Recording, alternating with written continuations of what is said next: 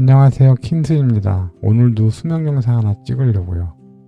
이게 파킨슨병에 걸리고 나서 그런지 나이도 있고 그래서 그런지 그 예전에 비해서 언어 선택이나 발음 같은 게 정확지 않아서 훈련 삼아서 제가 녹화하고 있고요. 이 영상은 나중에 제가 잘 때 보려고요. 수면 유도 영상. 오늘 자료는 파킨슨병 치료 약물이라고 영국에서 나온 자료예요. 얼마 전에 향락님도 이거 자료 좋다고 저희한테 보내주기도 했고 해서 번역해서 한번 제가 읽어보려고요. 한번요. 그럼 들어가겠습니다. 허리 펴고 어깨 펼치고 등 꼿꼿이 하고 거만한 자세. 파킨슨병은 아직 완치가 불가능하지만 증상 관리를 돕는 다양한 약물이 존재합니다. 이 소책자는 파킨슨병 환우와 그들의 가족, 친구, 보호자를 위해 만들어졌습니다. 가장 흔히 사용되는 파킨슨병 치료 약물에 대한 정보를 제공합니다. 책자는 다음의 순서로 구성되어 있습니다. 파킨슨병 약물의 기본 개념과 실용적인 팁, 약물의 종류와 구체적인 제품별 설명, 파킨슨병 약물 전체 요약표. 약물의 선택은 반드시 주치의 또는 파킨슨 전문 간호사와 함께 결정해야 합니다. 이 책자를 의료진과 함께 보며 궁금한 점을 질문해 보세요. 향후 치료 방향을 논의하는 데에도 유용한 출발점이 될 수 있습니다. 모든 내용을 한 번에 읽을 필요는 없습니다. 필요한 부분을 골라 읽는 방식으로 활용하시면 좋습니다. 특히 초기 치료 단계에서 효과적이었던 약물이 나중에 바뀔 수 있으므로 상황에 맞게 정보를 접하는 것이 중요합니다. 근데 중요하죠. 초기 치료 단계에서 효과적이었던 약물이 나중에는 바뀔 수 있으므로 지금 효과적이었다고 해서 나중에도 그게 효과적일 수 없다. 바뀔 수도 있다. 그 다음에 지금 효과적이 아니었던 것이 나중에 또 바뀔 수도 있다. 그러니까 이렇게 된다는 소리죠. 그러니까 되게 변화무쌍하다는 거죠. 그런 것 같아요. 목차를 살펴보면 세션 1은 파킨슨병 약물 전반 개요. 모든 환우에게 추천. 세션 1은 꼭 보라는 소리죠. 파킨슨병 약물 소개, 기타 비약물적 관리 방법, 파킨슨병 약물의 부작용, 약 복용 시 주의사항, 기타 복용 가능 약물의 주의 약물, 복용 가능 약물 및 주의 약물. 천천히 당황하지 말고. 세션 2, 약물 종류별 상세 정보, 레보도파 계열, 도파민 작용제, 마오비 억제제, 콤토 억제제, 아만타딘, 항콜린제. 오케이, 정신 차리고. 세션 3, 파킨슨병 약물 리스트 및 개인 복약 기록, 파킨슨병 약물 이름과 발음법, 메모 공간 및 복약 기록표, 추가 정보 및 지원 정보. 파킨슨병 약물 소개. 파킨슨병 약물은 어떻게 작용하나요? 도파민은 뇌에서 만들어지는 화학적 전달 물질입니다. 파킨슨병의 증상은 도파민 수치가 너무 낮아질 때 나타납니다. 이는 도파민을 생성하는 뇌세포가 죽거나 죽어가고 있기 때문입니다.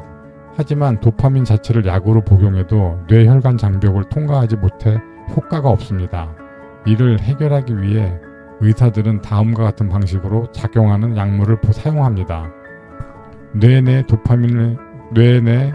안에 머리 안에 도파민의 양을 늘리는 약, 도파민처럼 작용하여 도파민 수용체를 자극하는 약, 도파민을 분해하는 효소를 억제하여 효과를 오래 유지시키는 약. 이 세 가지는 알고 있어야 될 것 같아요. 그래야 약을 구분하는데 기준점이 되죠. 그러니까 첫 번째가 도파민의 양을 늘리는 약, 즉 레보도파. 레보도파는 도파민의 양을 늘린다. 그 다음에 두 번째가 도파민처럼 작용하여 도파민 수용체를 자극하는 약. 이게 이제 효연제죠. 짝퉁 도파민, 가짜 도파민 역할을 하는 그런 도파민, 효연제. 그다음에 도파민을 분해하는 효소를 억제하여 효과를 오래 유지시키는 약. 이게 억제제죠. 마오비 억제제. 그렇죠? 도파민을 분해하는 효소를 억제하여 효과를 오래 유지시키는 약. 그러니까 공급, 짝퉁, 아껴쓰기. 이렇게 생각하시면 될 것 같아요. 파킨슨병의 약물 이름. 약물은 보통 아래와 같이 세 단계로 나누어서 구분됩니다. 세 단계여서 첫 번째, 약물의 계열 분류. 예를 들면 레보도파. 그러니까 계열에 따라서 분류를 한다는 거고. 그다음에 성분명, 제네릭명. 예를 들어서 베네도파, 레보도파에 플러스 벤스테라지드. 그다음에 상품명, 브랜드명으로서 마도파, 베네도파를 로슈사에서 판매하는 이름. 담당 전문가의 지역 상황에 따라 브랜드 또는 제네릭을 처방하게 되며 약효는 기본적으로 동일합니다. 어떤 계열이냐, 그 다음에 어떤 성분으로 되어 있느냐, 어떤 상품이냐. 잠시만요. 목이 깔끔치가 못해요. 뭐 어쩔 수 없는 거.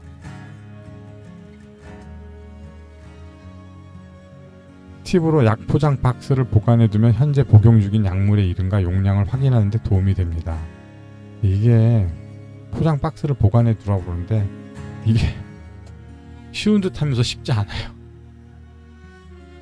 그렇더라고요. 긴급 상황 시 의료진에게 현재 복용 중인 약 정보를 전달할 수 있도록 복약 기록표를 지침하고 하는 것도 좋습니다. 이거 역시 쉬운 듯 하면서 쉽지 않더라고요. 세상 일이 그런 것 같아요. 허리 펴고 등 펴고 천천히 정신 차리고. 자, 가보자. 서방형 지속형 제제. 약 이름에 MR, CR, PR 등이 붙은 경우 이는 모두 비슷한 약의 의미로 약이 천천히 방출되도록 설계된 약을 뜻합니다. 증상을 하루 종일 보다 고르게 조절하는 데 도움이 됩니다. 효연제들이 서방형하고 속방형이 구분되어 있죠. MR, CR, PR 등이 붙은 경우 트리거 서방형 지속형 제제. 치료 시작 시기와 선택. 진단 시 전문의와 상의하여 즉시 약물 치료를 시작할지 아니면 증상이 심해질 때까지 기다릴지 결정합니다. 대부분은 곧바로 약물 치료를 권고받으며 레보도파, 도파민 작용제, 마오비 억제제 중 하나로 시작합니다. 치료 선택은 아래 요소에 따라 달라집니다. 증상의 정도, 연령, 생활 패턴. 복약 시작 후 조절 과정. 일반적으로 치료 시작한 후 6에서 8주 내 반응을 점검하고 약물의 용량, 횟수, 종류를 조절합니다. 파킨슨 간호사 또는 전문의와 연락이 가능한지 확인하세요. 부작용 발생 시 신속 대응 가능합니다. 복약은 개인별로 다름. 모든 파킨슨 환자는 각기 다른 경험을 하므로 약물의 종류와 조합, 용량, 시점은 개인 맞춤형 조절이 필요합니다. 시간이 지남에 따라 약물 조합과 스케줄은 계속 변할 수 있습니다. 그렇죠? 약물 외에 이제 파킨슨병을 관리하는 다른 방법. 약물 치료는 파킨슨병 증상을 관리하는 주된 방법이지만 그 외에도 도움이 되는 요소들이 있습니다. 운동은 모든 사람에게 좋지만 파킨슨병 환자에게 특히 중요합니다. 약물만큼이나 증상 관리에 효과적일 수 있습니다. 새로운 연구들은 주 2.5시간 이상의 운동이 파킨슨병 증상의 진행을 느리게 할 수 있음을 보여줍니다. 걷기, 수영, 자전거 타기, 요가 등 다양한 방법이 있으니 자신에 맞는 방식으로 시작해보세요. 치료요법으로 약물 치료 외에 다음과 같은 치료법이 도움이 될 수 있습니다. 물리치료, 몸의 움직임, 균형, 유연성 개선, 언어치료, 말하기, 삼킴, 발성 문제 보완, 작업치료, 일상생활 기능을 유지하고 보조도구 활용을 돕기. 각 치료는 특정 문제에 초점을 맞추며 의료진과 상의하여 자신에게 맞는 요법을 선택하는 것이 좋습니다. 물리치료, 언어치료, 작업치료. 파킨슨병 약물의 부작용에 대해서 나오네요. 파킨슨병 약물도 다른 모든 약물과 마찬가지로 부작용이 있을 수 있습니다. 때문에 어떤 증상이 실제 파킨슨병 증상인지 아니면 약물 부작용인지 구분이 어려울 수도 있습니다. 근데 구분 어려워요. 거의 안 돼요. 솔직히. 첫 번째, 충동적, 강박적 행동. 충동적 또는 강박적 행동을 겪는 사람은 즉각적인 보상이나 쾌감을 주는 행동을 억제하지 못합니다. 예를 들어서 도박, 과도한 쇼핑, 폭식, 성적인 생각의 집착병. 이런 행동은 본인뿐 아니라 가족과 친구에게도 큰 영향을 줄 수 있습니다. 모든 환자에게 나타나는 것은 아니지만 약물로 인해 유발되는 경우가 있으므로 숨기지 말고 의료진에게 알리는 것이 중요합니다. 참 애매하죠. 이게 애매하죠.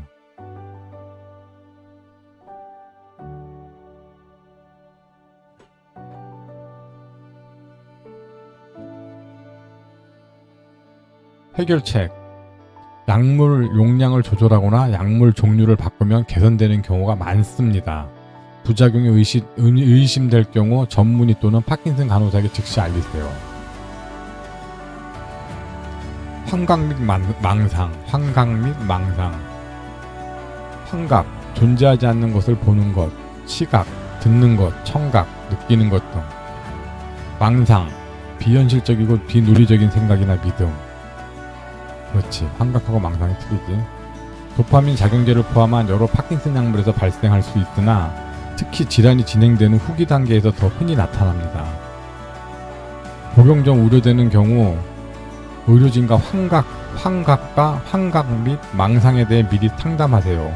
약물 조절로 증상을 완화할 수 있습니다. 그 다음에 수면 문제. 일부 파킨슨병 약물은 심한 졸림을 유발할 수 있으며 때로는 예고 없이 갑작스럽게 졸음이 몰려올 수 있습니다.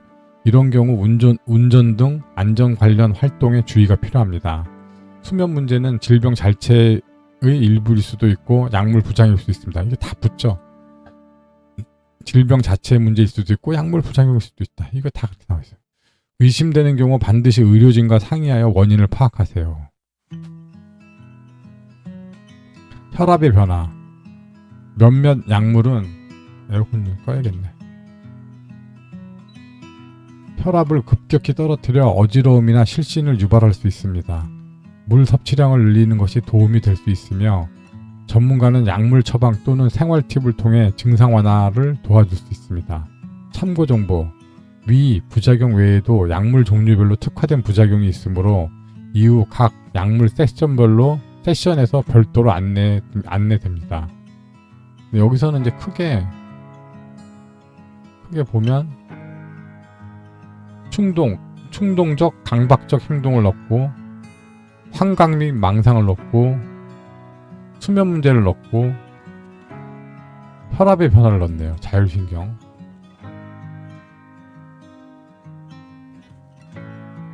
파킨슨병 약물 복용의 핵심 포인트, 복약관리 요령.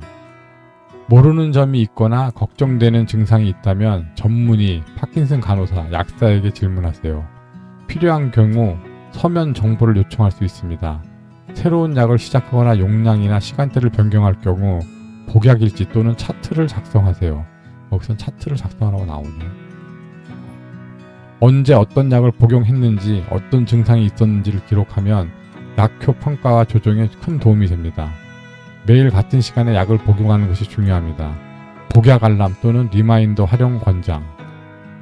부작용이 의심되면 즉시 의료진에게 알리세요. 의사 지시 없이 약을 중단하거나 용량, 시간을 바꾸지 마세요. 갑작스러운 변경은 증상 악화를 초래할 수 있습니다. 복약 시간을 놓쳤을 때 대처법. 하루에 여러 번 복용하는 경우 놓친 것을 기억하고 즉시 복용하고 그 이후 복용 시간은 그만큼 미루기. 그렇지.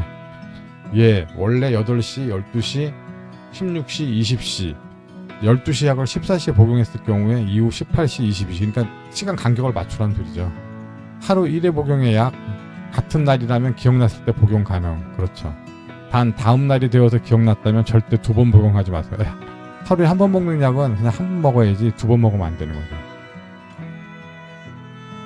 복약 도움 도구, 약 타이머 박스, 시간대별로 나뉜 약통, 하루용, 주간용 등 복용 시간 잊지 않도록 도와줌. 디지털 알람, 손목 시계, 스마트폰 알람 등 다양하게 활용 가능. 큰 글씨 라벨, 블리스터 포장, 시간별 구분 등 약국에서 복약 편의 서비스를 요청할 수 있음. 그렇지. 약국에서. 병원 입원 시 주의사항. 입원하는 즉시 의료진에게 파킨슨병 환자임을 알리고 약을 정해진 시간에 복용해야 함을 강조하세요. 일부 병원에서는 환자가 스스로 복약 관리할 수 있도록 허용하기도 합니다. 영국 파킨슨 UK는 정해진 시간에 약 주기 Get it on time 캠페인을 운영하고 있습니다. Get it on time. 영어 되게 못하랬대. 기타 복용 가능한 약물 및 주의할 약물들. 비운동성 증상 치료를 위한 약물. 파킨슨병 환자에게는 운동 증상 외에 다양한 비운동 증상이 발생할 수 있습니다. 예를 들면 불안, 통증, 변비 등 이러한 증상들은 파킨슨병 환자가 아니라도 일반적으로 사용되는 약으로 치료될 수 있습니다. 변비는 모비콜과 같은 일반 완화제 처방 가능. 그러나 파킨슨병 약물과 다른 약물 간의 상호작용이 발생할 수 있으므로 특정 약물이 파킨슨 약의 효과를 약화시키거나 강화할 수도 있으므로 약국에서 구입한 일반 의약품도 반드시 의료진과 상담 후 복용하세요. 피해야 할 약물 목록. 피해야 할 약물 목록. 다음 약물은 파킨슨병 증상을 유발하거나 파킨슨 약과 상호작용할 수 있어 전문의의 권고 없이 복용해서는 안 됩니다. 항정신병 약물, 정신질환 치료제. 이거 뭐 어렵네 발음하기가. 하여튼 이렇게 있다고 하네요. 네, 그러네요. 어쨌든 향정신성 약물 중에 꽤 많다는 거고, 항구토제, 그러니까 소화제죠. 맥소롱 여기 있네, 맥소롱. 스테메틸. 네. 조심해야 될 대체요법으로는 허브나 대체요법도 파킨슨병과 약과 상호작용을 할 수 있습니다. 예를 들어 세인트 존 스위트는 파킨슨병 약과 반응하여 부작용을 일으킬 수 있습니다. 그 다음에 감기약주의, 특히 셀레길린, 나사길린, 사피나메이드, 이게 마오비 억제제들이죠. 감기약과 상호작용으로 약효 저하 또는 부작용의 위험이 있습니다. 항구토제, 파킨슨 약물은 종종 메스꺼움이나 구토를 유발할 수 있으며 이를 위해 돈페리돈, 모틸리움이 처방됩니다. 네, 맞아. 파킨슨 약 줄 때 소화제를 같이 주는데요. 그거 저는 그냥 안 먹어요. 안 먹는 게 더 편하더라고요. 돈페리돈은 드물게 심장 리듬 이상을 유발할 수 있으므로 복용 전 반드시 심박수 검사 또는 전문 상담이 필요합니다. 클리자나 온단 세트론 어려워. 항구토제입니다. 어쨌든 다른 약 먹을 때 조절하고.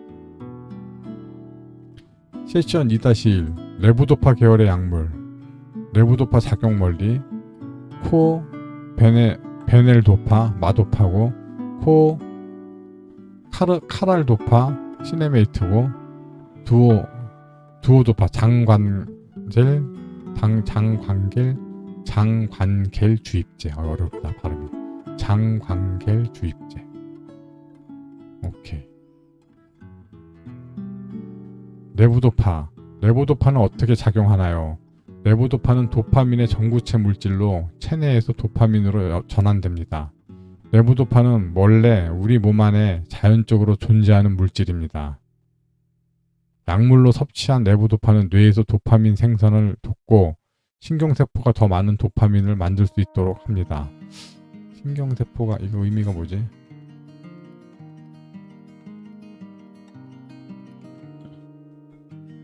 약물로 섭취한 레보도파는 뇌에서 도파민 생산을 돕고 신경세포가 더 많은 도파민을 만들 수 있도록 합니다. 이 의미가 좀 애매모호하네요. 옆에 지순이한테 물어봐야겠지.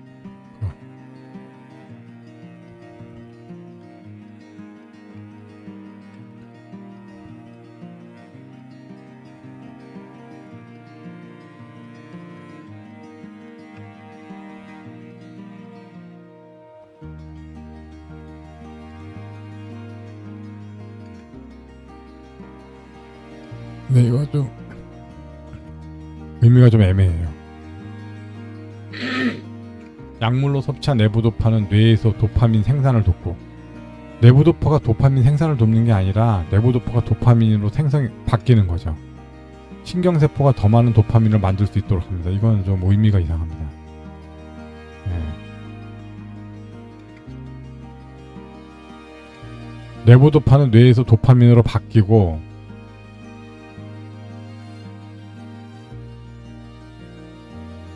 그런 거죠. 신경세포가 더 많은 도파민을 만들 수 있도록 합니다. 이것도 좀 애매하잖아요. 그냥 레보도파는 뇌에서 도파민으로 바뀌는 거죠. 뇌에서만 바뀌는 게 아니지. 우리나라 몸에서 어디서나 바뀌는 거죠. 언제 사용하나요? 레보도파는 많은 경우 파킨슨병 진단 초기에 처방되는 약물입니다. 다만 사람마다 다르기 때문에 모두에게 같은 시기에 사용되지는 않습니다. 보통 소량부터 시작하여 점차 용량을 늘려가며 증상이 잘 조절되도록 조절합니다. 레보도파의 장점: 뇌의 도파민 수치를 보충하여 파킨슨병의 주요 증상, 경직, 운동 완서 등을 완화합니다. 많은 환자들이 뚜렷한 증상 개선을 경험합니다. 여기서 또 보면 떨림보다 경직, 운동 완소라는 걸 강조하죠. 파킨슨병의 주증상이죠. 레보도파의 한계 및 부작용: 시간이 지나면 효과가 줄어들 수 있습니다. 도파민 세포의 진행적 소실로 인해 점점 더 자주 약을 복용해야 함. 뇌가 레보도파에 내성이 생기는 것은 아니며 종생 동안 효과는 유지됨. 내성은 생기는 게 아니라는 거죠. 부작용 예시: 웨어링 오프. 다음 약 복용 전 약효가 떨어져 움직임이 느려지고 뻣뻣해지는 현상. 이게 부작용인가? 이걸 굳이 부작용이라고 할 수가 있을까? 이게 불규칙하면 부작용이 되는 건가? 웨어링 오프는 어차피 누구에게나 오는 거 아닌가 싶네요. 이상운동증. 장기 복용 시 나타날 수 있는 불수의적 움직임, 떨림, 꼬임, 움찔거림. 장기 복용 시. 충동, 강박 행동, 약물 부작용으로 발생할 수 있음. 급격한 중단 시 금단 증후군 가능성. 충동적 행동으로 인해 갑자기 끊을 경우 불안, 우울, 통증 등 심한 경우 입원이 필요하다. 반드시 의료진 감독하에 점진적 중단 필요. 그렇죠. 레보도파에 대해서 얘기하고 있죠. 복용 시 주의사항: 철분 보충제, 철 함유 비타민제와 함께 복용하면 레보도파의 체내 흡수가 줄어듭니다. 의료진과 상담 필요. 레보도파와 단백질: 일부 환자에게서는 고단백 식사가 레보도파의 흡수를 방해할 수 있습니다. 복용 전 30분에서 60분 정도 공복 상태에서 복용이 도움이 될 수 있습니다. 30분에서 60분. 단, 메스꺼움이 생길 수 있으므로 크레카 등 저단백 간식과 함께 복용하는 것도 방법입니다. 단백질 재분배 식이요법. 하루 중 단백질 섭취를 주로 저녁으로 몰아서 주간 시간대는 약물 효과를 높이는 방식. 단백질은 건강을 위해 꼭 필요하므로 총 섭취량을 줄이지 말고 조절만 하세요. 저녁에 단백질을 먹으라는 거네. 얘는 그렇게 해주네. 코베네도파, 그러니까 마도파, 우리로 치면 명도파죠. 레보도파 플러스 벤세라자이드 이렇게 하네. 복합제제. 개요. 코베넬도파는 제네릭, 일반 약품 형태의 레보도파 제제입니다. 마도파는 노슈사의 상품명입니다. 성분 구성: 레보도파, 도파민 전구체, 벤세라자이드. 레보도파가 뇌에 도달하기 전 체내에서 대사되지 않도록 보호. 표기 방식: 마도파 50에 12.5, 레보도파 50 플러스 벤세라자이드 12.5. 복용 형태 및 팁: 마도파는 여러 복용 형태가 있습니다. 각각 특징은 아래와 같습니다. 즉방형, 속방형이라고도 하죠. 식사 중 또는 직후에 복용하면 메스꺼움을 줄일 수 있음. 부역감이 없다면 식사 3-40분 전에 복용하면 약효가 더 잘 나타날 수 있음. 서방형, 컨트롤 릴리즈, 약효를 천천히 방출한 서방형. 야간 복용 시 밤사이에 경직을 줄이는 데 효과적. 이상운동증이 심할 때 부작용을 줄이는 데도 유용함. 복용 방법: 물과 함께 통째로 삼킴. 부수거나 씹지 말 것. 서방형을 야간에로 마도파씨알, 퍼킨씨, 우리 마도파씨알. 위장약 등은 약물 흡수를 방해할 수 있으므로 복용 2시간 이내는 피하는 것이 좋음. 복용 전후 2시간에는 약 흡수제를 피하는 게 좋구나. 분산정제, 마도파, 이거는 마도파 확산정이죠. 캡슐보다 빠르게 약효 발현, 위에서 분해 과정 생략됨. 그렇지. 삼킴 곤란이 있는 환자에게 유용. 복용 방법: 물 또는 과일 음료에 녹여 복용. 식사 중 또는 직후에 복용하면 메스꺼움을 줄일 수 있음. 운동 지연 현상이나 온오프 현상이 있는 환자에게 특히 효과적임. 약효 발현 속도를 조절할 수 있음. 즉시 나온다는 거지. 코 카렐도파, 레보도파 플러스 카르비도파 복합제제. 대표 상품명 시네메트, 카레멧, 리카도, 아프데스판. 우리나라에선 퍼킨이 있죠. 개요. 코 카렐도파는 레보도파, 도파민 전구체와 카르비도파를 포함한 약물입니다. 카르비도파는 레보도파가 뇌에 도달하기 전 분해되지 않도록 돕는 보조 성분입니다. 또한 부작용, 예를 들어 메스꺼움을 줄이는 데도 도움을 줍니다. 표기에 시네메트 12.5에 50, 카르비도파 12.5 플러스 레보도파 50. 복용 형태 및 복용 방법. 일반 정제. 일반적으로 하루 3, 4회 복용. 복용량과 횟수는 개인의 증상과 반응에 따라 의료진이 조정. 서방 정제, 시네메트 CR, 퍼킨 CR이라고 있죠. 야간 복용 시 수면 중 경직 완화에 도움. 낮 동안에도 약효를 일정하게 유지하며 증상 완화에 효과적. 정제를 통째로 삼켜야 함. 부수거나 씹으면 약효가 즉시 방출되어 효과가 저하됨. 부수거나 씹으면 즉시 방출되는 걸로 바뀌는 거니까. 코 베네도파 대 코 카렐도파. 그러니까 우리나라도 지금 명도파 대 퍼킨이죠. 둘 다 레보도파 기반의 핵심 약물이며 많은 환자들이 증상 개선 효과를 경험함. 각 제품군마다 부작용 패턴이나 흡수 속도 등이 다를 수 있으므로 어떤 제형이 나에게 가장 잘 맞는지 복용 후 경과를 의료진에게 함께 평가해야 함. 어떤 제형이 나에게 가장 잘 맞는지 복용 후 경과를 의료진에게 함께 평가해야 함. 그렇죠. 코 카렐도파, 듀오도파. 듀오도파는 장내 겔 형태의 코 카렐도파입니다. 복부 피부를 통해 소장에 직접 연결된 튜브를 통해 지속적으로 주입됩니다. 특징: 약효가 빠르게 나타나고 일정하게 유지됨. 다음 같은 경우 도움될 수 있음. 이상 운동증 완화, 약효 오프 상태 감소, 야간 증상 개선. 이거를 보면 이게 이제 장에다 구멍을 뚫어가지고 소장에다 직접 쏘는 것인데요. 이것이 효과가 있다는 소리는 뭐냐 하면 우리가 그만큼 그 소화에 의해서 흡수가 어마어마하게 영향을 받는다는 거죠.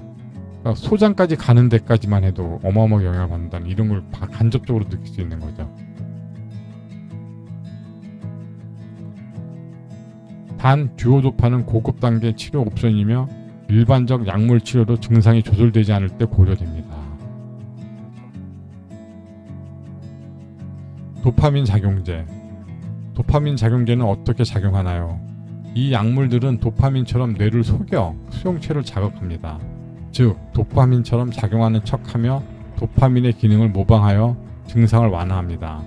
언제 사용하나요? 보통 파킨슨병 초기 단계에 단독으로 처방되기도 하며 레보도파 병용에서 사용되기도 합니다. 어떤 시점에 사용될지는 개인별 증상과 반응에 따라 결정됩니다. 시작할 때는 보통 저용량부터 시작해 점차 증량하며 증상 조절이 가능한 용량까지 도달하게 됩니다. 도파민 작용제의 장점. 레보도파 치료 지연 가능성. 일부 환자에게는 도파민 작용제 단독으로 수년간 증상 조절 가능. 레보도파 사용 시기를 늦출 수 있습니다. 레보도파 2. 레보도파 용량 절감 효과. 병용 시 레보도파 복용량을 줄일 수 있어 이상 운동증, 디스키네시아 발생 위험이 낮아질 수 있음. 확답을 안 하잖아요. 레보도파 온오프 효과 보완. 도파민 작용제는 체내 작용 시간이 길어 레보도파 약효가 떨어질 때 함께 사용하면 증상 조절에 도움이 됩니다. 복약 횟수 감소 가능성. 하루 1회 복용 제형도 있고 일부 환자에게는 편리함을 줄 수 있습니다. 그렇지. 하지불안 증후군 RSR, RLS 치료에도 사용. 도파민 작용제는 윌리스 액범 병으로 알려진 하지불안 증후군 치료에 사용될 수 있습니다. 단 이는 파킨슨병과 관련된 경우도 있고 별개의 질환일 수 있으므로 의료진의 정확한 진단이 필요합니다. 하지 불안증에도 효연제가 쓰여있네.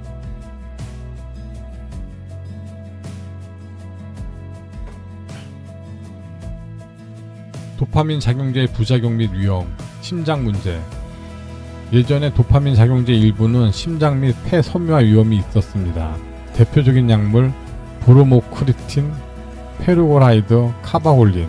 이들은 에르고트 계열로 분류되어 현재는 더 이상 권장되지 않습니다. 이게 맥각, 비맥각 이렇게 구분되어 있더라고요. 저도 잘은 모르겠는데 어쨌든 옛날에 지금은 사용되지 않는 맥각 계열이라고. 현재 사용되는 비에르고트, 비맥각 계열 도파민 작용제는 아래와 같으며 심장 손상 위험이 낮고 안전하게 사용 가능합니다. 프라미팩솔, 로피리놀, 로티코틴, 아포모르핀. 주로 보면 프라미팩솔하고 로피리놀하고 로티코틴인 것 같더라고요. 졸림 및 실신. 일부 환자는 심한 졸림, 현기증, 실신을 경험할 수 있습니다. 특히 약 복용 초기 또는 용량 증상 시 흔합니다. 약 복용 초기. 어떤 사람은 예고 없이 갑자기 잠드는 경우도 있어 운전이나 기계 작동 등에 주의가 필요합니다. 이런 증상이 있을 때는 반드시. 충동적, 강박적 행동 및 환각, 망상. 지금 효연제에 대해서 부작용이 나온 거죠. 이들 부작용은 모든 파킨슨 작물에서 나타날 수 있으나 도파민 작용제에서 특히 흔하게 발생합니다. 기타 부작용으로서 메스꺼움, 변비, 저혈압, 기립성 저혈압 포함, 두통, 불안, 우울, 운동 조절 문제 등.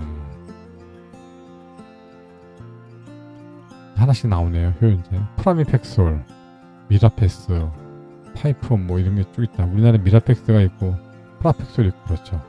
프라미팩솔 지금 뭐죠? 재료, 약품명이 아니라 성분명이죠. 제품 형태 및 복용법. 프라미팩솔 제제는 다양한 브랜드로 출시되어 있으며 아래는 대표적인 제품 형태와 복용 요령입니다. 정제로서는 미라펙스 뭐 이런 것들이 있다고 그러고, 복용법, 물과 함께 삼키기, 식사 전후 관계없이 복용 가능, 보통은 하루 3회 복용. 이건 이제 속방정의 경우죠. 이제 초기에는 저용량으로 시작해 5, 7일마다 점진적으로 증량. 서방형 정제, 미라펙스. 하루 1회 복용으로 복약 횟수를 줄일 수 있어. 물과 함께 삼켜야 하며 부수거나 씹으면 안 됨. 식사와 관계없이 복용 가능. 보통은 저용량에서 시작 후 점진적으로 증량. 보통 하루 1회 복용하며 약효가 하루 종일 유지. 사용 목적. 프라미팩솔은 단독 또는 내부도파 병용에 사용 가능. 내부도파 복용 시 발생하는 웨어링 오프 또는 이상운동증 조절에 사용될 수 있어. 오케이.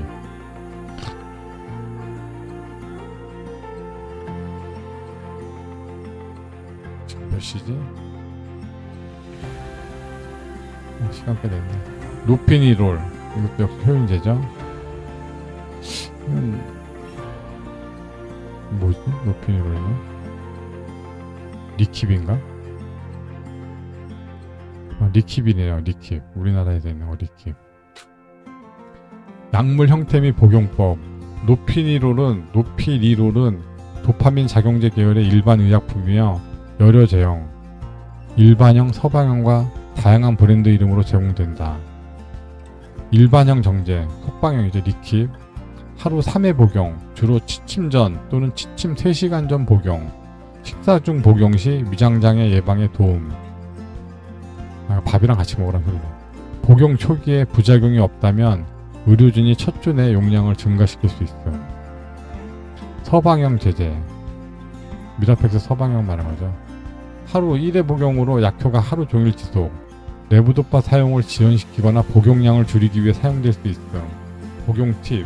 정제를 통째로 삼켜야 함. 절대 씹거나 부수지 말 것. 식사 전후 관계없이 복용 가능.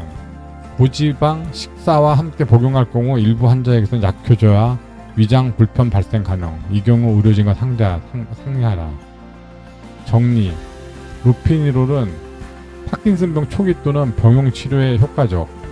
복용 시간, 식사 여부, 제형에 따라 약효 시간, 약효 지속 시간과 부작용의 양상이 다를 수 있음. 고진에게 맞는 제형은 의료진과 상의하여 결정해야 함. 노티코틴, 누프로, 패치용이 노티코틴 맞아. 우리나라는 그럼 없대. 이 약은 어떻게 작용하나요? 누프로 패치는 피부에 붙이는 도파민 작용제입니다. 하루에 한 번 같은 시간에 피부에 부착하여 사용합니다. 패치를 30초간 눌러 고정하면 약물이 체내로 흡수되기 시작합니다. 한 장의 패치는 24시간 동안 약효를 유지합니다. 누프로 패치, 이게 도파민 작용제구나. 내부 도파가 아니라. 피부 패치가 도움이 되는 경우, 다음과 같은 환자에게 유용할 수 있습니다. 알약을 삼키기 어려운 경우, 내부 도파 약효가 빨리 꺼지거나 일정하지 않은 경우, 온오프 증상이 심한 경우, 하지 불안 증후군을 함께 겪는 경우. 이것도 좀 생소하네요. 아포르모핀. 주사기, 주사요법 또는 지속주의 펌프로 들어가는 거구나. 아포르모핀은 매우 강력한 도파민 작용제로 도파민과 동일한 방식으로 뇌의 도파민 수용체를 자극합니다. 입으로 복용하는 약보다 훨씬 빠르게 증상을 개선할 수 있으며 온오프 변동이 심한 환자에게 효과적입니다. 투여 형태, 간헐적 주사, 아포고펜, 하루에 7회에서 10회까지 자가주사 가능. 자가주사하는구나. 디셉톤, 카트리지, 재사용 가능한 펜에 장착 가능. 지속주입, 아포고 또는 디셉톤, 바이럴 형태로 제공. 피하에 삽입된 바늘을 통해 펌프로 일정량 지속적으로 투여. 이를 24시간 내내 일정한 속도로 투여. 펌프로 투입하는 게 이렇게 무슨 효연제에 있었구나. 아포모르핀의 효과적인 경우, 경구약, 복약만으로 증상 조절이 어려운 경우, 레보도파 등 약효가 예측 불가능하게 작용하여 온오프 증상이 있는 경우, 발빠른 개선이 필요한 경우, 순간적인 상황에서. 마오비 억제제에서 나왔네요. 마오비 억제제는 어떤 작용을 하나요? 마오비 억제제는 모노아민 산화효소 B는 뇌에서 사용되지 않는 도파민을 분해하는 효소입니다. 이 효소의 작용을 차단하면 더 많은 도파민이 남아 뇌에서 활용될 수 있습니다. 따라서 마오비 억제제는 도파민 작용을 간접적으로 강화하여 파킨슨병 증상을 조절합니다. 효과 발현 및 지속. 효과가 나타나기까지 2-3주 걸릴 수 2-3주나 걸리는구나. 걸릴 수 있으며 약을 중단해도 2-3주간 효과가 지속될 수 있습니다. 오케이. 마오비 억제제의 종류. 성분명으로서 나사길린, 셀레길린, 사피라메이드가 있고 아질렉트, 우리나라에서는 아질렉트 있고 마오비 억제제가 있고, 이거 우리나라에 없는 약이다. 사닥고, 상품명 에키피나,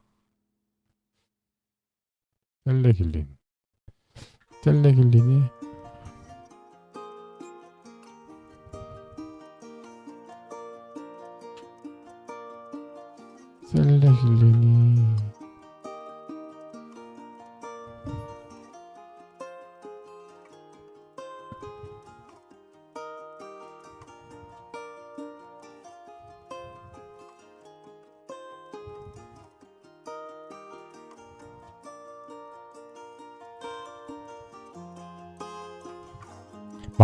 마오비가 셀레길린이고 아질렉트가 라사길린이고 에큐피나가 사피라마이드구나. 사닥고가 언제 사용하나요? 초기 경증 단계 단독으로 사용 가능. 중후기 단계에서 레보도파 병용하여 운동 변동 온오프 현상 조절에 사용. 마오비 억제제의 장점. 서서히 증량할 필요 없음. 복용이 단순함. 레보도파 복용을 지연할 수 있음. 레보도파 효과 지속, 시간 연장, 복용 가능, 간격 증가 가능. 마오비 억제제의 부작용 및 주의사항. 항우울제 병용 시 주의. 일부 항우울제와 병용 시 고혈압 위기 발생 가능. 반드시 전문의와 상담 후 병용 결정. 감기약. 충혈 제거제, 코감기약 등 병용주의, 마법의 억제제와 일부 감기약 성분이 상호작용할 수 있음. 복용 전 약사와 상담 필수. 내부도파 부작용 악화 강화. 마법의 억제제는 내부도파 작용을 강화하기 때문에 이상운동증, 구토 등 내부도파 부작용이 악화될 수 있음. 오케이. 필요시 내부도파 용량을 줄이면 해결됨. 충동, 강박행동, 도파민 관련 약물 전반에서 나타날 수 있으며 마법의 억제제도 예외는 아님. 그렇지. 티라민 함유 식품과 병용 시 혈압 급등 가능성, 고용량 사용 시, 숙성 치즈, 훈제육, 절임식품, 보통 치료용 저용량에는 안전하나 고용량 또는 감수성이 높은 경우 주의 필요. 기타 흔한 부작용으로 두통, 변비, 입마름, 빈뇨, 관절통, 소화불량, 감기 증상, 우울감 등이 있다. 마법의 억제제에서 설명 중 첫 번째, 라사길린. 아까 라사길린이 뭐라고 그랬죠? 아질렉트. 복용법, 하루 1회 1mg을 물과 함께 복용. 식사와 관계없이 복용 가능. 다른 약물과 병용 시에도 용량 변화 없이 유지 가능. 사용 목적, 파킨슨병 초기 단계 단독으로 사용 또는 레보도파와 병용하여 운동 변동을 줄이기 위해 사용. 주요 장점, 복용이 매우 간편, 하루 1회, 서서히 증량할 필요 없음.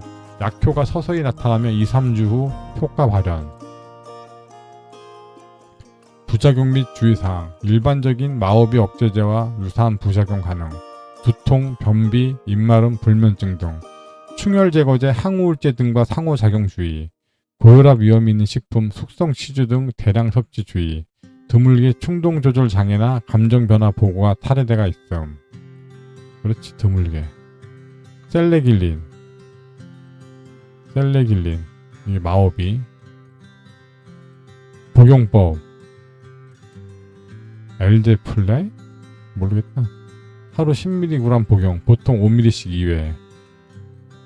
젤라파, 1.5ml 정제를 혀에 녹여서 복용, 물 없이. 1회, 아침 식전에 복용. 복용 시간은 보통 오전 중으로 제한. 카페인처럼 불면증 유발 가능성 때문에. 셀레길린이 마법의 억제제가.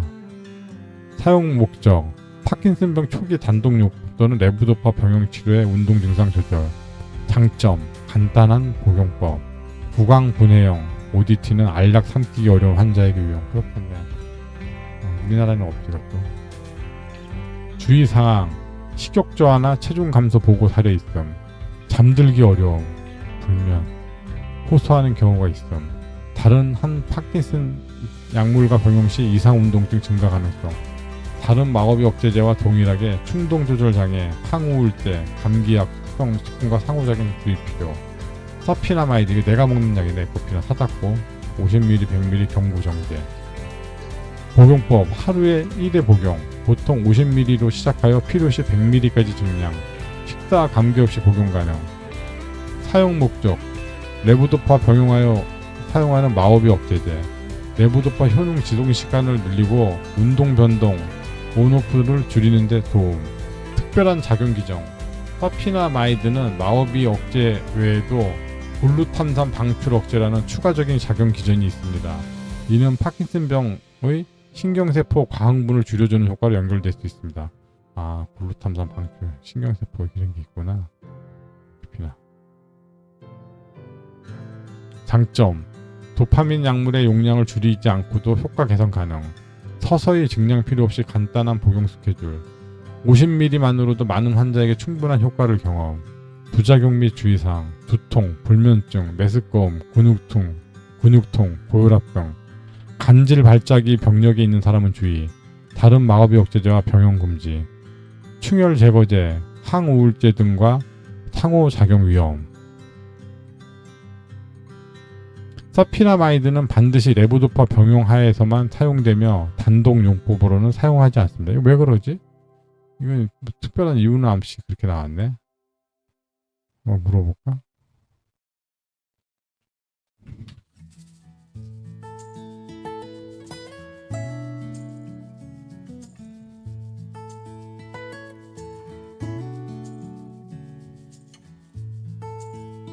뭐야.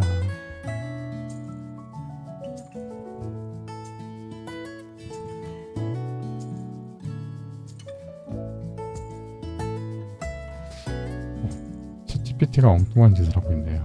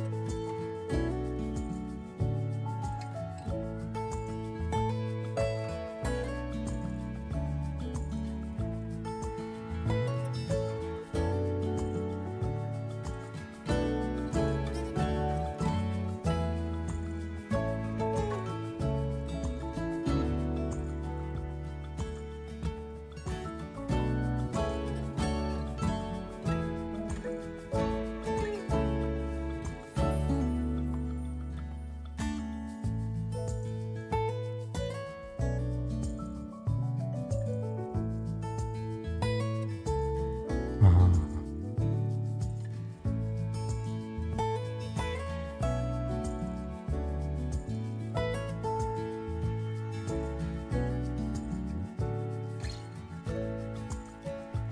어쨌든 사피라마이드는 반드시 레보도파 병용하에만 사용되며 단독요법으로 사용되지 않습니다. 아질렉트는 그러지 않던데.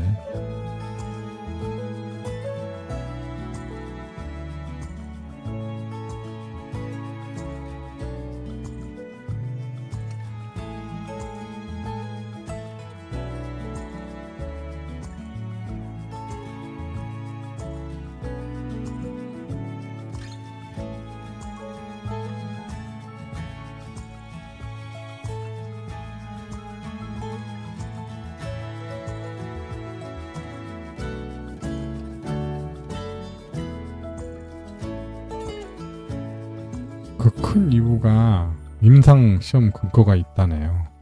아질렉트는 단독으로 쓰는 게 임상시험 근거가 있고,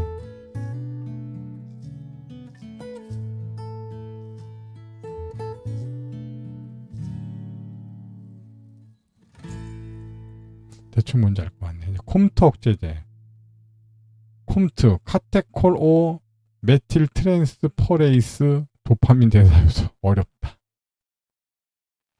작용 원리. 콤트는 레보도파를 분해하는 효소입니다. 이 효소를 억제하면 레보도파가 체내에 더 오래 머무르고 뇌에 더 많이 전달되어 도파민 효과가 증가합니다. 콤트 억제제는 레보도파와 반드시 함께 복용해야 하며 단독으로는 효과가 없습니다. 콤트 억제제 성분: 엔타카폰, 상품명으로서 엔타카폰, 오피카폰, 온젠티스, 톨카폰, 타슈마. 이거 우리나라에 톨카폰은 없는 것 같아요. 사용 목적: 레보도파 효능 지속 시간 연장하기 위해 사용. 특히 운동 변동, 온오프 증상 조절에 효과적. 레보도파 병용하여 복용 간격을 늘리거나 이상 운동증 조절. 부작용: 도파민 과잉 관련 부작용, 부역감, 이상 운동증, 환각 등. 설사, 복통, 소화불량. 오줌색이 붉거나 주황빛으로 변할 수 있음. 정상 현상. 간 기능 이상, 특히 톨카폰 없네. 간 기능 검사 필요. 특히 톨카폰은 드물게 심각한 간 손상을 유발할 수 있어 장기적인 간 기능 검사 필요. 잠깐 몸 좀 풀고 자야겠네. 풀고 다시 시작할게요.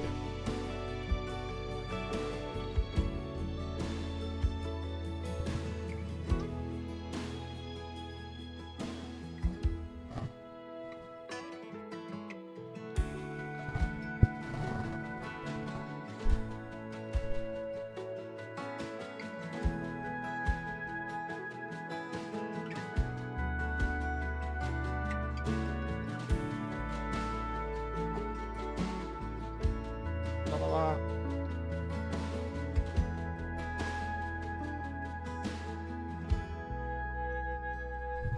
그럼 이어서 시작해 보겠습니다. 잘 자라 우리 킨슨. 콤트 억제제 선택 가이드, 약물, 엔타카폰, 가장 일반적, 매번 레보도파와 함께 복용 필요, 오피카폰, 하루 1회 복용, 서방용 효과, 장기 복약에 적합, 톨카폰, 매우 강력하지만 간 독성 위험으로 사용 감소 추세. 톨카폰 사용 안 한다는 소리죠 뭐. 엔타카폰, 콤트, 복합제제, 스타레보. 그렇지. 복용법, 레보도파, 카르비도파와 함께 복용, 매 복용마다 엔테카폰 200ml 한정을 추가로 복용, 하루 최대 8회에서 10회까지. 어우, 그런 거야? 식사와 관계없이 복용 가능. 스타레보는 당연한 소리고. 사용 목적, 레보도파 지속시간 연장, 운동 변동, 온오프 증상 조절에 도움, 복용 간격을 늘리고 증상 예측 가능성 향상. 장점, 별도의 증량 과정 없이 고정 용량으로 시작 가능. 스타레보 복합제는 복각 부담을 줄일 수 있음. 부작용, 설사, 복통, 메스꺼움, 소변색이 붉거나 오렌지색으로 변할 수 있음. 정상, 이게 소변색이 붉거나 오렌지색으로 변하는데 어떻게 정상이야? 뭐 정상이야. 레보도파 효과 증가로 인한 이상 운동증 또는 환각 증가 가능. 환각이 여기 있네. 환각. 근데 이게 레보도파 효과 증가로 인한 환각이라고 나와 있네. 드물게 입냄새 변화와 소화불량. 설사가 지속되거나 심해지면 약을 중단하고 의사와 상의해라. 오피카폰, 온젠티스죠. 복용법, 레보도파, 카르비도파 복용과 병행하여 하루 1회 자기 전 또는 저녁에 복용. 식사와 관계없이 복용 가능하지만 고지방 식사 후 즉시 복용하는 것은 피하는 것이 좋음. 흡수율 감소 가능성. 사용 목적, 운동 변동, 온오프 증상 조절. 하루 1회 복용만으로 레보도파 효과를 연장. 엔타카폰과 달리 매 복용마다 동반할 필요 없음. 지금 이런 거 보면 제가 보기에는 문제가 있는 거야, 설명이. 사용 목적이 온오프 증상 조절이잖아요. 이거 자체가 어떤 역할을 하는 게 아니라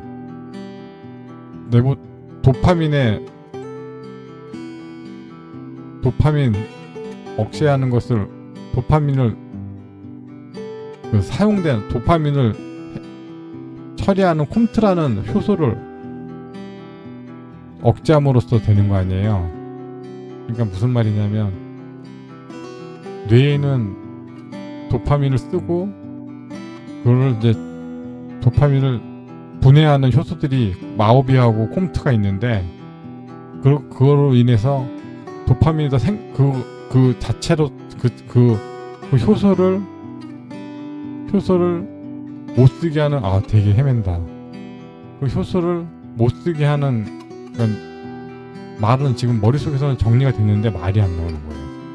그러니까 뭐냐 하면 콤트 자체의 작용이 부작용을 나타내는 건 아니고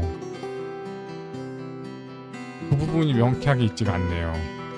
그러니까 콤트를 먹어서 레보도파 그 효과가 더 늘어나서 부작용이 나온 건지 아마 그걸로 설명하는 것 같은데, 그러면 레보도파를 더 먹어도 그 효과 같은 부작용이 나오는 거와 같은 거란데 약간 애매모호하네.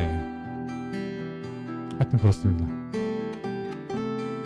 장점, 복용 횟수 1회로 간편, 위장 부작용, 설사 등 발생률이 비교적 적음. 스타레보와 달리 독립적 약물 성계로 용량 유연성 확보 가능. 온젠티스 얘기하는 거지. 부작용, 이상 운동증 증가, 레보도파 작용 증가로 인한 결과. 그러니까 이 부분이요. 이게 뭐 레보도파 작용 증가로 인한 결과라는 건 이게 부작용이라는 건데 약의 양이 많아서 부작용이잖아요. 그러니까 특이적인 부작용이 아니라 양에 의한 부작용이라는 거죠. 불면, 혼동, 환각 등 도파민 관련 정신 증상. 이 부분도 이상한 거예요. 이것도 사실은. 단지 레보도파 작용 증가로 인한 결과인지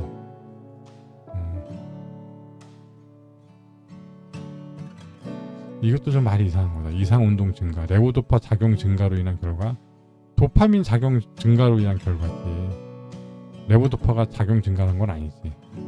불면, 혼동, 환각 등 도파민 관련 정신 증상. 도파민이 강해져서 그러면 도파민을 그러면 더 먹으면 똑같은 현상이 나오는 건 아니잖아요. 뭔가 다른 게 있을 것 같다는 생각이 드는데 잘 모르겠어요. 소화불량, 구역감, 입마름, 드물게 근육통이나 고혈압 보고됨. 이 부분은 내가 정확히 설명하고 싶어. 내가 갖고 있는 의심은 뭐냐 하면 홈트 억제제라는 것은 홈트를 억제함으로써 그 우리 먹은 약에 의한 도파민의 그 도파민의 양을 더 늘리는 것과 같은, 강도를 세게 하는 것 같은 효과가 있잖아요. 근데 그것 때문에 의해서 이상운동증이 증가하고 불면, 혼동, 환각 등 도파민 관련 정신 증상이 나온다는 거는 이상운동증까지는 제가 이해를 갈 것 같아요. 왜냐하면 도파민이 많이 먹으면, 도파민이 과하면 나오는 현상이라고 본다고 한다면 그렇게 가능한데, 불면, 혼동, 환각은 이것도 그러면 도파민을 많이 먹으면 나오는 건가? 아니면 홈트 억제제가 어떤 다른 작용을 해서 불면, 혼동, 환각이 나오는지에 대해서는 정확한 설명이 없는 것 같아요. 그러니까 1차적인 온젠티스나 엔타카폰이 1차적인 증상에 의해서 이게 나오는 걸 수도 있다는 생각이 드네요. 근데 그거는 뭐 정확치 않으니까 그것에 대해서 언젠가 한번 알아봐야겠네. 톨카폰은 우리나라 없고 잘 안 먹으니까 통가 내내 똑같고.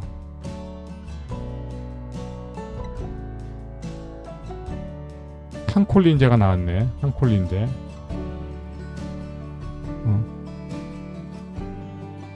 항콜린제,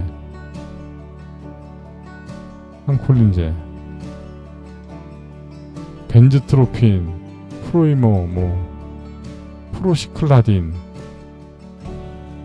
트리엑시페틴, 여러 가지가 있네요.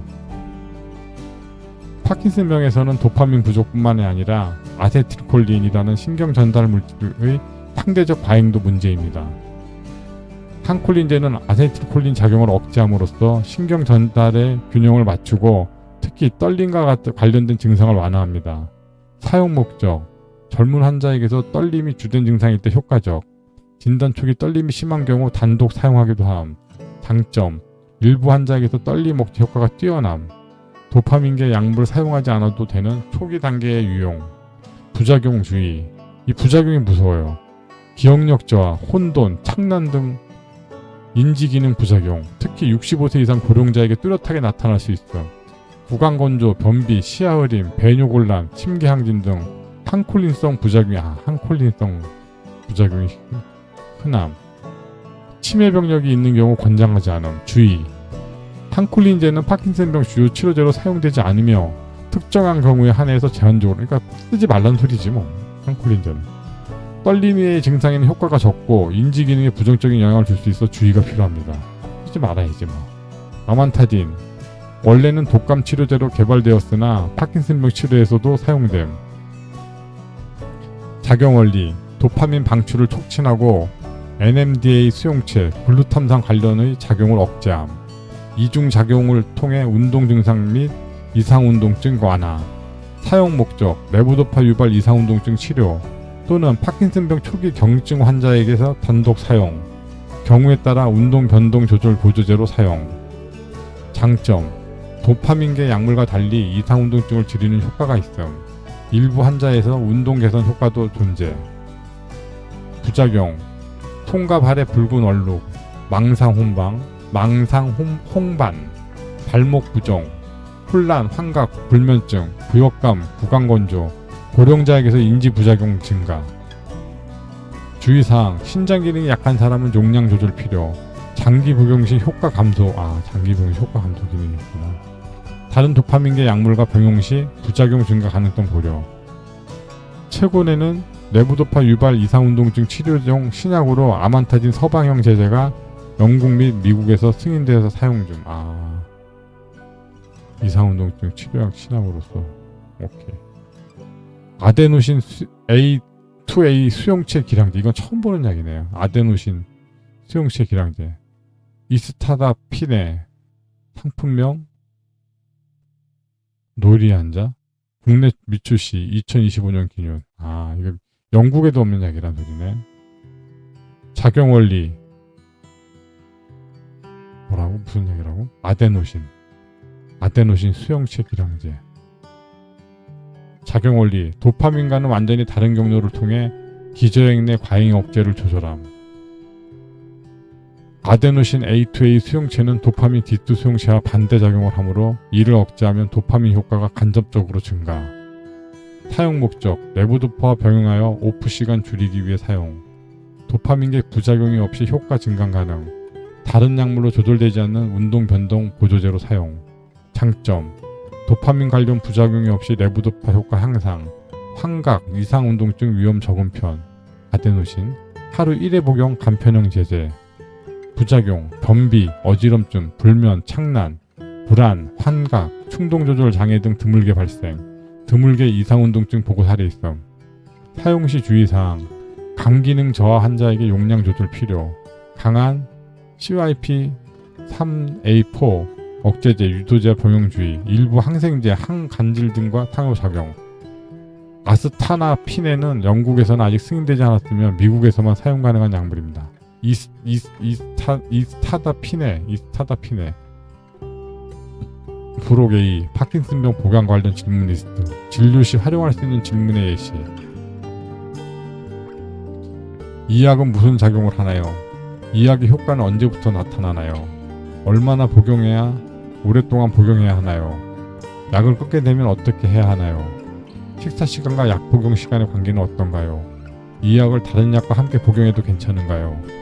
부작용이 생기면 어떻게 해야 하나요? 새로운 약을 복용하게 되면 기존 약 중단이 필요한가요?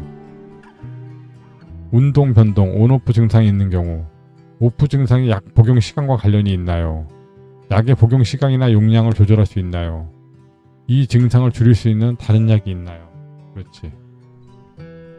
이상운동증이 있는 경우 이상운동증이 약 때문인가요? 다른 약으로 조절할 수 있나요?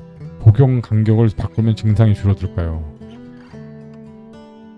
인지, 정신 증상이 있을 때 혼란이나 환각이 약 때문일 수 있나요? 증상을 줄이려면 운동 기능을 유지하려면 증상을 줄이면서도 운동 기능을 유지하려면 어떻게 해야 하나요? 그러니까 혼란이나 환각 정도는 돼야 파킨슨병에서 인지장애라고 하지. 뭐 이런 약물 기록서가 이렇게 있고 약물명, 복용량, 하루 복용 횟수, 복용 시간, 약물 종류. 파킨슨 6개 정보센터 설명이 나오고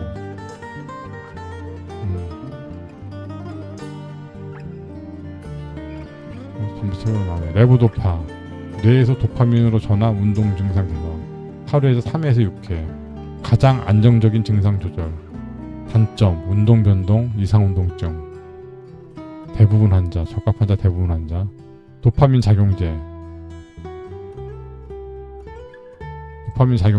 도파민 수용체 자극 하루에 1, 3회 복용 간편 증상 조절 부종 졸림 충동 조절 장애 초기 중기 고령자 제외 마비 억제제 도파민 분해 억제 하루에 1, 2회 부작용 적음 초기 병용 적합 효과가 약함 초기 환자 병용요법 대상자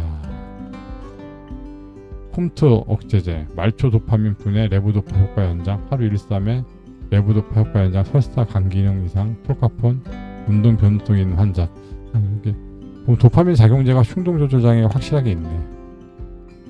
칸콜린제 아세트콜린 억제 떨림 완화 하루 3회 떨림 증상의 효과 인지 가능성 저하 가능성 젊고 떨림 무대 칸콜린제 쓰면 안 돼. 아만타진 도파민 방출 증가 NMDA 수용체 억제 하루 1회 이상운동증 완화 가능 피부 반응 환각 인지 부작용 이상운동증 있는 환자 A2A 기량제 도파민 경로와 외 작용 운동 변화 도파민 경로 외 작용 운동 변동 완화 하루 1회 도파민 부작용 적음 불면 불안 고병 운동 변동이 심한 환자 추가 정보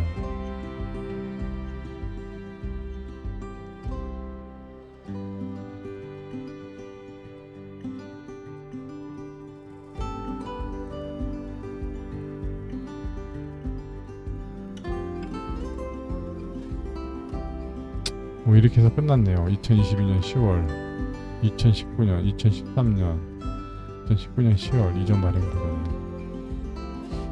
내가 내린 결론은 이거는 공부하는 책은 아니고요. 알고 있는 사람이 한번 리뷰해 본다는 생각으로 하면 될 것 같고요. 뭐라고 그럴까, 약간 오해의 소지를 품고 있는 책인 것 같아요. 그리 좋은 걸 아닌 것 같아요. 지금 얼마나 됐지 시간이? 시간이 꽤 됐네. 이제 그만하고 잘 자요 우리 킨슨. 아우 잘 자요.